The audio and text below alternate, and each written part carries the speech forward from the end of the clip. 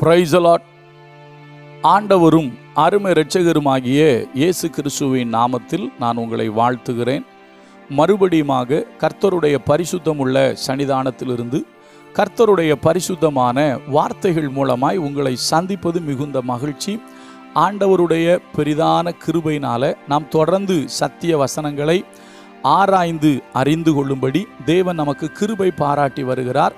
இந்த வாரத்திற்காக கர்த்தருடைய பரிசுத்தமுள்ள சமூகத்தில் ஜெபித்த பொழுது கர்த்தர் என்னோடு இடைப்பட்ட ஒரு காரியத்தை பரிசுத்த ஆவியானவர் மூலமாக தேவன் என்னோடு பேசின ஒரு வார்த்தையை உங்களோடு பகிர்ந்து கொள்ள விரும்புகிறேன். இந்த வாரம் முழுவதும் நாம் தொடர்ந்து தியானிக்க போகிற செய்திக்கு தலைப்பு புறாக்கள்.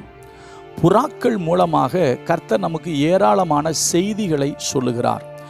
ஆண்டவர் நமக்கு ஒவ்வொன்றின் மூலமாக சில படிப்பினைகளை கர்த்தர் நமக்கு தருவார். அப்படி புறாக்கள் மூலமாக தேவன் நமக்கு நிறைய செய்திகளை சொல்லுகிறார். இந்த உலகத்தில் புறாக்களை குறித்து பல செய்திகள் சொல்லப்பட்டாலும் பரிசுத்த வேதாகமத்தில் நாம் அறிந்து கொள்வதற்காக, நாம் கற்றுக்கொள்வதற்காக தேவன் புறாக்கள் மூலமாக நமக்கு பல காரியங்களை சொல்லுகிறார். அதை இந்த வாரம் முழுவதும் வேத வசனத்தின் அடிப்படையில் நம்ம தியானிக்க போகிறோம். புறாவை முதலாவது எதற்கு ஒப்பிட்டு பேசுகிறார்கள் என்பதை நம்ம பார்க்கணும். அதற்கு பின்பு தொடர்ச்சியாக புறாக்கள் மூலமாக நமக்கு சொல்லப்படுற செய்திகளை நம்ம பார்க்க போகிறோம். சரியா? பொதுவாக நம்ம எல்லாருக்கும் தெரிந்த ஒரு நிகழ்வு, இயேசு கிறிஸ்து ஞானஸ்நானம் பெற்று கரையேறும் பொழுது பரிசுத்த ஆவியானவர் புறாவை போல் ரூபம் கொண்டு கிறிஸ்துவின் மீது இறங்கி வந்தார். அதனால பரிசுத்த ஆவியானவரை புறாவுக்கும் ஒப்பிட்டு பேசுவோம். சரிங்களா?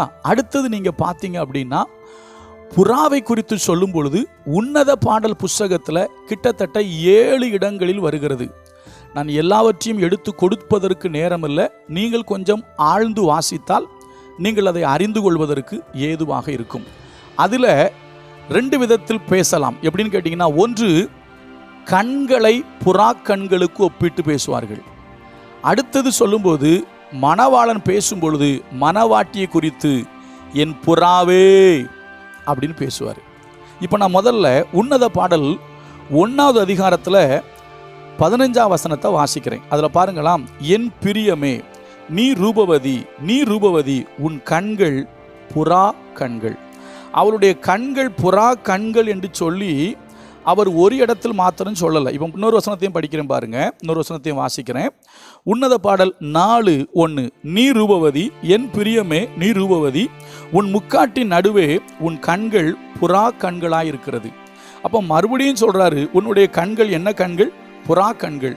புறா கண்கள் என்று சொன்ன சாலமோன், இல்லை என்றால் மணவாளன்.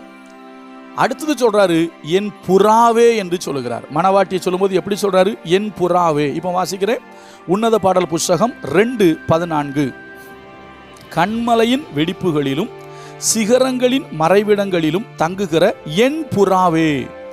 இப்போ எப்படி கூப்பிடுறாரு? என் புறாவே அப்படின்னு கூப்பிடுறாரு. அதே போல நீங்க கொஞ்சம் தள்ளி வந்தீங்கன்னா, மறுபடியும் படித்தோம் அப்படின்னா, அவர் மறுபடியும் புறாவே என்று அழைப்பதை நம்ம வாசிக்கலாம். படிக்கிறேன்.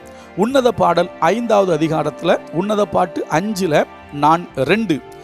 நான் நித்திரை பண்ணினேன், என் இதயமோ விழித்திருந்தது, கதவை தட்டுகிற என் நேசரின் சத்தத்தை கேட்டேன், என் சகோதரியே, என் பிரியமே, என் புறாவே, என் உத்தமியே, கதவை திற. இப்போ நல்லா கவனிங்க, 2 இடத்துல உன் கண்கள் புறா கண்கள் அப்படின்னு சொன்னாரு. அதுக்கப்புறம் சொல்லும்போதெல்லாம் சொல்றாரு நீ என்னுடைய புறா அப்படின்னு கூப்பிடுறாரு. இப்போ பாருங்க, இன்னொரு வசனத்தை படிக்கிறேன். உன்னத பாடல் 6:9 வாசிக்கிறேன். உன்னத பாட்டு 6:9, என் புறாவோ என் உத்தமியோ ஒருத்தியே. அந்த வார்த்தையை பாருங்க, என் புறாவோ என் உத்தமியோ ஒருத்தியே என்று அந்த பாடல் பாடப்படுகிறது. அப்போ இங்கு மணவாட்டியை குறித்து சொல்லும் பொழுது புறா என்று அழைக்கிறார். அவருடைய கண்களை புறாவின் கண்கள் என்று அவர் அழைக்கிறார். அதே போல இந்த மணவாட்டி என்று சொல்லுகிறோம் அல்லவா, அவங்க சொல்லும்போது என்ன சொல்றாங்க அப்படின்னு கேட்டீங்கன்னா, அவருடைய கண்களை அவர்களும் புறாவின் கண்கள் என்று சொல்லுகிறார்கள். நான் வாசிக்கிறேன் பாருங்க, உன்னத பாடல் 5வது அதிகாரத்தில் 12வது வசனம், அவருடைய கண்கள் தண்ணீர் நிறைந்த நதிகளின் ஓரமாய் தங்கும் புறா கண்களுக்கு ஒப்பானவைகளும். நல்லா கவனிங்க, அவருடைய கண்கள் எப்படி இருக்குதான்? அவருடைய முதல்ல படித்தது மணவாளன் மணவாட்டியை பார்த்து சொன்னது, என் பிரியமே நீ ரூபவதி ரூபவதி, உன் கண்கள் புறா கண்களைப் போல இருக்கிறது அப்படின்னு சொல்லுவாங்க. ஏன்னா மனுஷனுடைய கண்களில் ஒரு விஷயம் தெரியுமா, சில பேர்லாம் கண்களை மீனுக்கு ஒப்பிட்டு சொல்லுவாங்க. மீன் மாதிரி அந்த கண் இருக்குது, இந்த கண்ணில் புருவத்தில் அப்படி டிசைன்லாம் சில பேர் போட்டு விடுவாங்க மீன் மாதிரி. ஆனால் வேதம் நம்முடைய கண்களை மீன் கண்களுக்கு ஒப்பிடலை, புறா கண்களுக்கு ஒப்பிடுகிறது. அதற்கு ஒரு காரணம் உண்டு. என்னன்னு கேட்டிங்கன்னா, அந்த புறா கண்கள் அந்த கொஞ்சம் அப்படி கண்ணீர் நிறைந்தது போல இருக்கும் அப்படின்னு சொல்லுவாங்க. ஒரு பாட்டு உண்டு தெரியுமா, கண்கள் பூரா கண்கள் போல கண்ணங்கள் பாத்தீகள் போல, கண்கள் பூரா கண்கள் போல கண்ணங்கள் பாத்தீகள் போல, சின்னங்கள் சீரந்ததாலே எண்ணில்லாத சரணம் சரணம் தொழுகிறோம் எங்கள் பிதாவே, பொழுதெல்லாம் ஆவி உண்மையுடனே. கவனிங்க, இந்த இடத்துல மாத்திரம் புறாக்களை குறித்து புறாவின் மூலமாக புறாவை வர்ணித்து மணவாளனும் மணவாட்டியும் பேசிக்கொள்ளுகிற இத்தனை காரியங்களை பார்த்துருக்கிறோம். இன்னும் காரியங்கள் இருக்கிறது.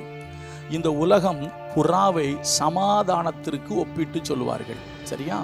அதே போல வெண்மையான புறாவை பரிசுத்தத்திற்கு ஒப்பிட்டு சொல்லுவார்கள். புறாக்களில் பல வகைகள் இருக்கிறது. காட்டு புறா இருக்கிறது, வீட்டில் வளர்க்கப்படுகிற புறாக்கள் இருக்கிறது, அதிலே மணிப்புறா, மாடப்புறா அப்படின்னு சொல்லி கிட்டத்தட்ட 100 வகைகளில் புறாக்கள் இருப்பது நமக்கு தெரியும். இப்போ அந்த புறாக்கள் மூலமாக தேவன் நமக்கு சொல்லுகிற செய்தி என்ன? ஏனென்று சொன்னால், தேவன் நமக்கு ஒவ்வொன்றின் மூலமாக பாடங்களை கற்றுக் கொடுப்பார். அவர் இந்த வாரம் நமக்கு கற்றுக் கொடுக்க போகிற காரியம், புறாக்கள் மூலமாக நீங்களும் நானும் கற்றுக்கொள்ள போகிறோம். ஏன்னா புறா என்று அழைக்கப்படுவது மணவாட்டியை பார்த்து என் புறாவோ என் உத்தமியோ ஒருத்தி, அவருக்கு மணவாட்டி ஒருத்தி தான். அந்த மணவாட்டியாகிய சபை என்கிற புறா, மணவாட்டி என்கிற புறா எப்படிப்பட்டதா இருக்க வேண்டும், எப்படிப்பட்டதா இருக்கக்கூடாது என்பதை வேத வசனத்தின் அடிப்படையில் வரப்போற நாட்களில் தொடர்ந்து பார்க்க போறோம். கர்த்தர் அதற்கு நமக்கு உதவி செய்வார். கர்த்தர் நல்லவர், அவர் கிருபை நம்மேல் என்றும் உள்ளது. God bless you.